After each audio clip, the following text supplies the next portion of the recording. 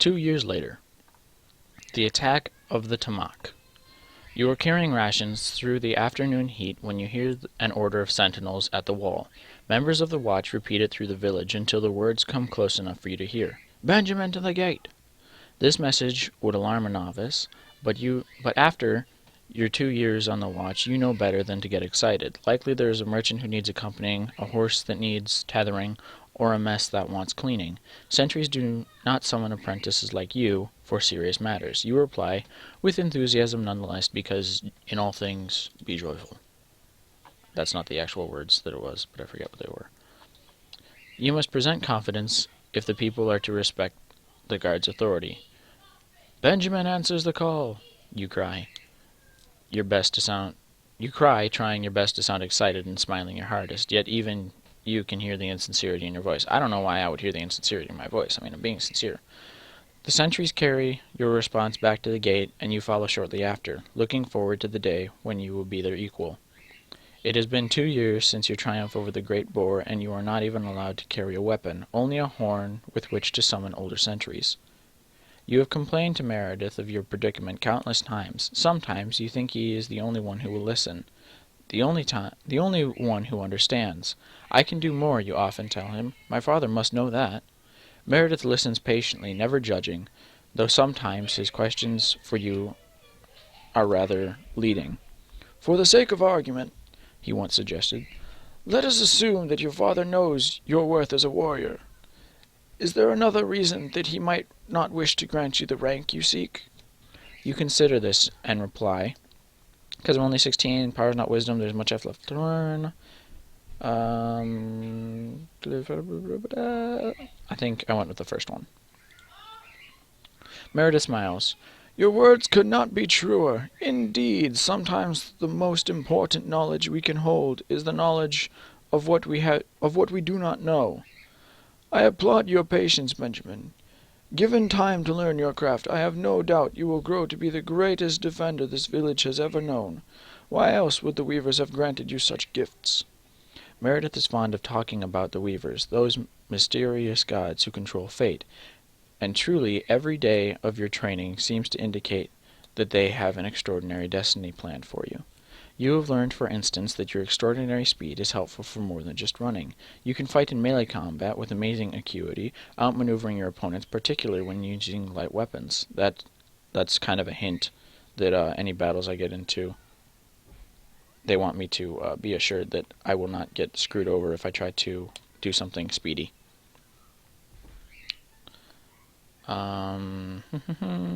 And your gifts do not end with your quickness. Another ability has revealed itself during training, and though hardly as remarkable as your lightning reflexes, it is nonetheless an advantage that I am more difficult to hurt. So you get like a big boost in one thing and a small boost in another thing. So you get a huge speed bonus and a small bonus in something else. So there's 30 here and then 10 in those other ones, and that's what I've decided that does. So certain like small things that might try to hurt me won't. In addition to your extraordinary speed, your flesh itself is almost impervious to harm. So perhaps Meredith is right after all. You need only be patient to become the man that the weavers have destined you to be. The work you are doing today will only bring you closer to the future. You make your way through the center of the village, its squat gray houses painted with powdery blue lines. A group of girls passes by carrying water from the well at the edge of the village. When they notice you, they begin whispering to each other and giggling. "Tell me, Benjamin," one of them named Nuala calls, "are you very busy today?" Her tone is mocking, but there is too much smiling in her eyes for the cruelty to be sincere. Her friends explode with laughter. Then they are gone. It has been this way for months now. You are nearly of age, and the young women of the village have been flirting at every chance. So I read through these, and I was like, I cannot deny their allure. Okay, first one. So, no, I'm not going to go with that because I'm not going to accept just any girl's allure. And then I read through the other ones, and I was like, oh, so this is what it's talking about. This is asking for my sexuality. Because it says, I'm indifferent to girl as greatly as I greatly prefer boys. I cannot deny the girl's allure, though I'm equally fond of boys. So I can choose to be homosexual, bi, or straight. I went ahead and went with straight, obviously. Despite this, you have yet to meet a girl who moves your soul. And I went, thank you very much, because I thought I was just being like, oh yeah, I love all of the girls, and I'm just going to chase after all of them. But it explains there that that's not the case, so I'm very happy that it doesn't just assume a whole lot. When you arrive at the wall, you are greeted by Hethekos. Like you, he bears the rough-hewn cloak of an initiate, and carries a horn instead of a blade. "Greetings, apprentice Benjamin," he says, with a subtle note of irony in his voice. "A weary traveler has come to the gate, seeking to pay homage to Sonus. It is your task to accompany him to the temple." He points towards the visitor with his horn, the way a full member of the guard would gesture with his spear, a little joke that only another apprentice would notice. I went with this. Right? No, yeah, I went with that. Hethekos' humor is an unwelcome reminder of how long you two must wait to achieve status in this village, but you are not the only person who is impatient with it. A gruff voice booms above you. "Stop wasting time, Hethekos." It is your father, calling from the guard's platform. "Show the apprentice to his charge." You look up at him, only you can see that the pride in his eyes behind his demeanor. He would never reveal it in view of your peers, but you know that you remain your father's favorite apprentice. You step forward to greet the wiry, gray-bearded traveler who you will be escorting. He wears a threadbare cloak, and a wide-brimmed hat hangs low on his back.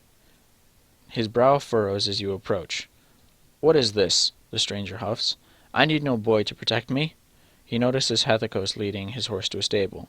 "And what need have you of my horse? How can I know for sure that you will not steal it while I am at the temple?" Hethekos looks dumbstruck, surprised that any traveler would reject your village's hospitality. "I have come this far by myself," the old man insists. "I need no escort to pay honor to the gods." You can feel your father's expectant glaze on you. Glaze. I said glaze again. I did that before, and I made a donut joke about glazed donuts and how girls love my glaze, but I managed to do it again. For some reason, whenever I see the word gaze, I think of glaze. I should get some donuts. But that's for later. You can feel your father's expectant gaze on you from the watch platform. What will you do? Does that comma really need to be in there? I mean, it wouldn't change the meaning of it at all, but I mean, you can have it there. Set our visitor at ease by showing deference to him. Silence the old man's grumbling by asserting my authority over him. Set the old man at ease with a joke. I went with the first one. "Please follow me, friend," you say. "Surely your horse will benefit from a rest. You may consider me your guide through our good village." You have deftly changed the shape of the movement. Fuck. I'm making a movement, guys. It's gonna be stinky. And the old man's anger seems to ebb. He reluctantly nods and mutters, "Very well, young one, lead the way." He follows you into the village. High above you on the watch platform, the Archon nods in approval. The road to the temple is steep, and a view of the valley stretches beyond you as you ascend. To the north, the deadly hills of Epsikos cast an ominous shadow, stretching toward a far-off olive grove. The man seems quite taken with this view, and he slows down to look at it. "The shadow touches the grove just at twilight," you explain, noticing his interest in the scene. "We often use it to mark the time. It is visible from a great distance in any direction." "So I have been told," he replies and resumes his ascent. The temple stands before you. It is clay like the homes of the village, but much taller. On its dusty walls, painted leaves fold out like open hands in green and ochre. An attendant emerges from within, carrying a pot filled with ash from spent offerings. She bows to you both and continues on her way. At the threshold, you cup your hands into the votive bowl and sprinkle cleansing water over your head, that your impurities might be washed away when you stand before the gods. The old man mimics your actions awkwardly, and you enter the temple together. This is where it tipped me off that he isn't actually a follower of Sonus, because he mimics it awkwardly. If he knew anything, he would do it fine normally, and it turns out I was right. So, though its roof is open to the sky, the altar is already in shadow, and the attendant has lit the torches. In the faint light you can make out bowls and tripods, tiny statuettes and plates. A veritable trove of gifts to the god litters the room. Some are promises, others repayments. Presiding over the lot of them is a weathered clay figure of Sonus, 6 heads high, staring forward as though confronting a difficult path. With his right arm he beckons, with his left he hefts a bundle of wheat. To be in his divine presence fills you with... when I was doing this, I wasn't like completely sure if these gods were actually real or anything like that, but obviously you figure out that they are real. So I'm gonna go with the same one that I was before. I don't feel devotion towards them.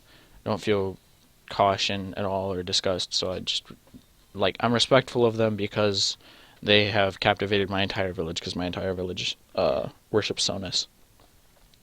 Truly your loyalty to the gods is a reflection of your love you feel for your own village. Whatever his own faith, the old man regards the cluttered temple with something like awe.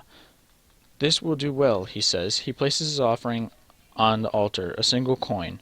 Then, as though he has heard someone call his name, he leaves. You follow him outside and find him watching the valley, where the shadow of the hills has at last reached the olive grove. Twilight, he says, and smiles ominously. The strangeness in his voice alarms you. Suddenly you find yourself gazing, moments into the future, impossibly far into Epsicos Hills, or deep into the traveler's heart. I went with peering into their hearts, because I think seeing somebody's true intentions would be more important than knowing a few seconds into the future or seeing great distances. I would much rather know what is actually inside of people. A new power is revealing itself to you. You can see the old man's very thoughts, and they are dark indeed. They linger first on the treasures in the temple, which glow like polished gold in his view. You realize at once that he is a thief. Next, the man's thoughts drift to his comrades, 50 raiders in all, galloping through the Epsicos hills, dodging and leaping through the rocks towards your village.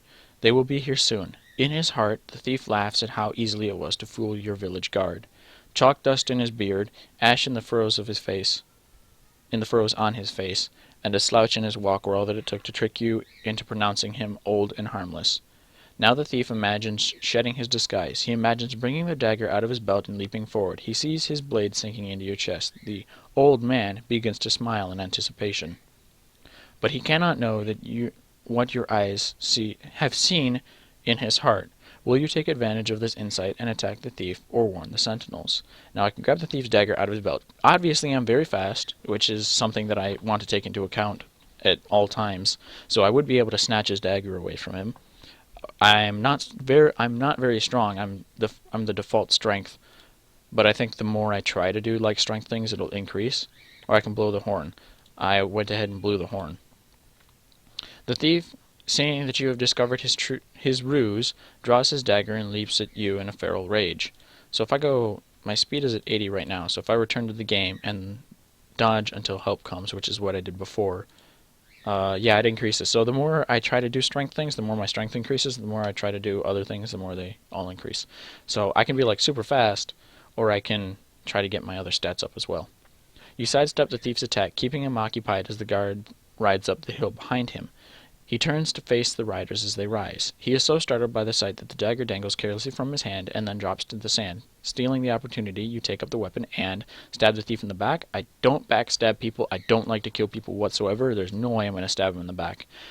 There's no point in like cutting the clasp off of his cloak, because he's unarmed currently, and bringing the knife any closer to him would be just dumb, so I'm going to throw it where he can't get it. You throw the dagger away. He hears the sound, shoots one terrified look back at you, and then flees into the village below. The Archon and his companions watch the villain run. He was a thief, you explain, and he did not come alone. See for yourself. His companions ride their horses down the Epsicos hills as we speak. Ah, gross. Ew. Ah. When I took off the pads from my heart monitor, I stuck them together, and I just pulled them apart, and there's like goop in between them now. And it's sticky. Get off my hand. Fucking damn it. Get out of here. Fuck. Get off of me. Damn it. There we go. I think that's all of it. You look down in the hills. Clouds of yellow dust are rising. The distant riders are drawing nearer. Only the Tamak would be reckless. Oh, only the Tamak would be reckless enough to challenge the Epsicos hills. Your father observes. We must prepare ourselves. They are no better than beasts. He turns to you, noticing that you are unarmed. He nods to one of the guards. He nods to one of the guards. A spear is placed in your hand. Namus and I will stay with the guards at the temple. Hethicos, you remain too. Benjamin, you go to the village and fight with the others. I will not disappoint you, father. Do not speak to me like I'm a child. These Tamak will taste my spear. Enough talk, must protect our people. I will not disappoint you. You run down the steep incline into the village below, arriving just as the raiders emerge from the Epsicos hills. They gallop through the village, no two clad alike. Some wear breastplates of bronze and formal military helmets, others only in loincloths and greaves. It is a moment before you realize the meaning behind it. They are wearing only what they have stolen. While the riders course onward toward the temple, skirmishers brandishing weathered swords, dismounting from the backs of horses, moving into the village itself. Clearly, the Tamak are intent on pillaging more than just your offerings to the god. You heft your father's spear in your hand, sturdy but light, and decide how you will attack the skirmishers. It says light specifically so that I know that anything I do with speed will succeed, obviously.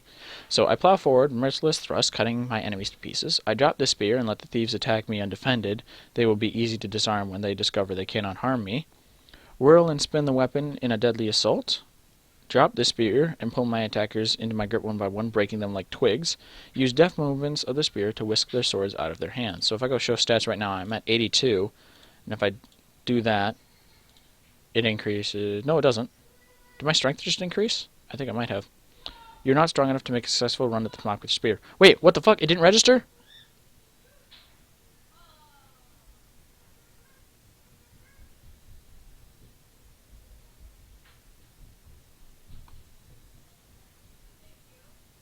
No! What the fuck? Damn it. I'm gonna restart. Alright, politely return. Big brother. Tell him the truth. Feel the crushing weight. Amazed. Tell my own name. This is fucking bullshit. I accidentally clicked on the... It didn't register me clicking on it. Like, I must have, like, dragged away or something like that. If I, like... I don't know. It didn't register me clicking on it. Quick enough. Into the hills. Leave it. Next. I believe it was this one. Haunted. No concern. Unaccustomed. Next. Admit. First age. Did necessary. That one. Give him a hand. Make the cut myself. Next.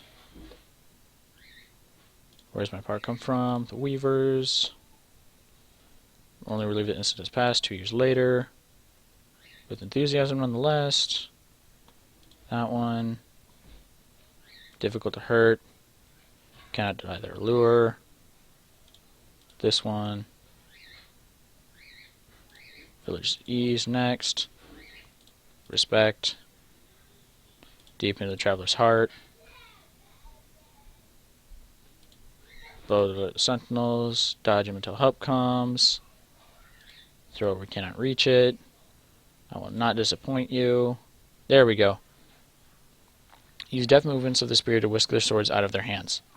Thank you for finally getting me back to this point. Back to this point. I wish there was like an undo feature. But obviously that would be cheating. But for accidentally clicking on something that I did not want to do, that's annoying. So use deft movements. A skirmisher makes a run for you with his puny sword. You astound him by whipping your spear around his attacking hand. When the sword is twisted clean of his grip, a villager quickly runs forward and retrieves it from the sand. You move to your next Tamak, and your next, and your next. You are not only disarming the enemy, you are providing your villagers with a way to defend themselves. Thanks to you, they are soon well armed. You are uncertain whether your efforts have made a difference, but soon the skirmishers begin sending up a strange ululation, a high-pitched cry.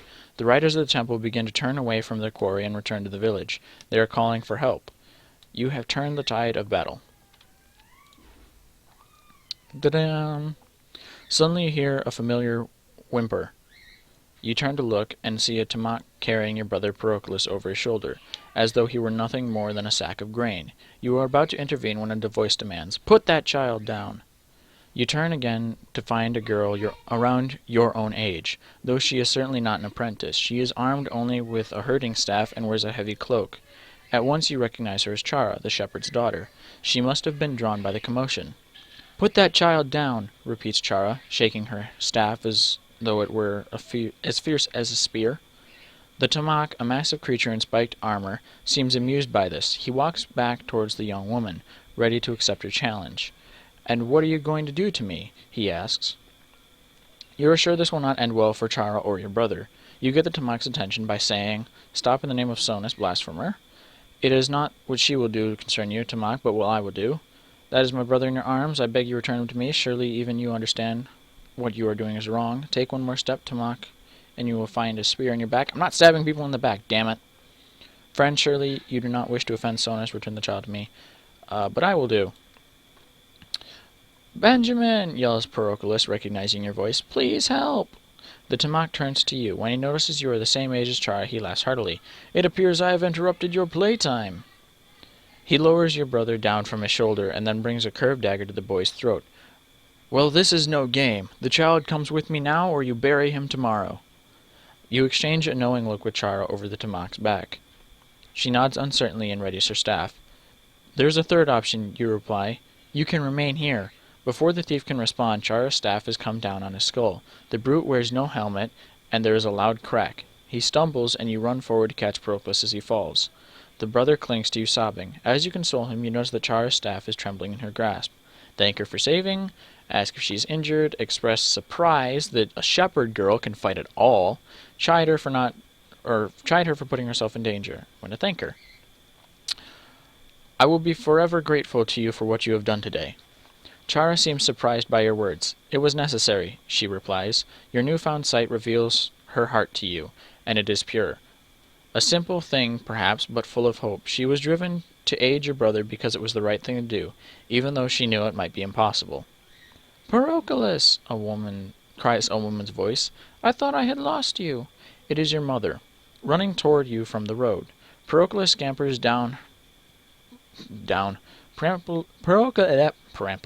Proclus scampers towards her and wraps his arms around her waist, sobbing. Your mother looks into your eyes, her face a mask of weariness and fear. The Tamak came for the children while they were at lessons. Ryukas fought hard for them, that much is clear. He gave them time to get away.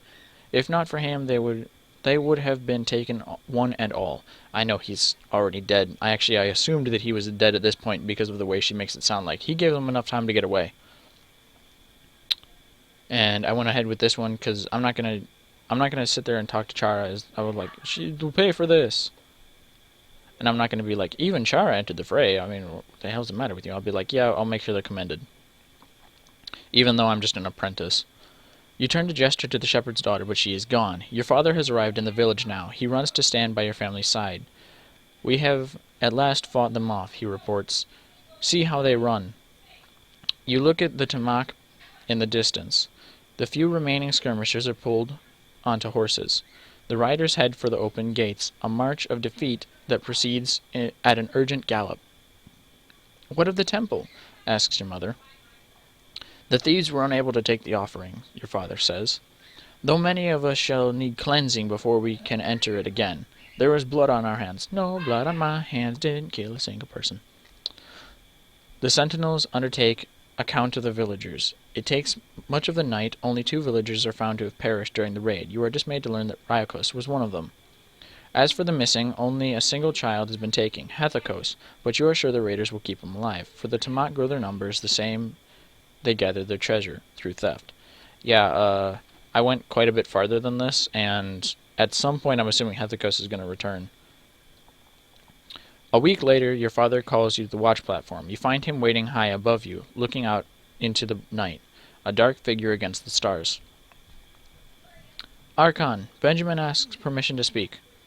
Welcome, Benjamin. Please join me. There is something we must discuss. You climb the ladder and stand beside your father along the platforms.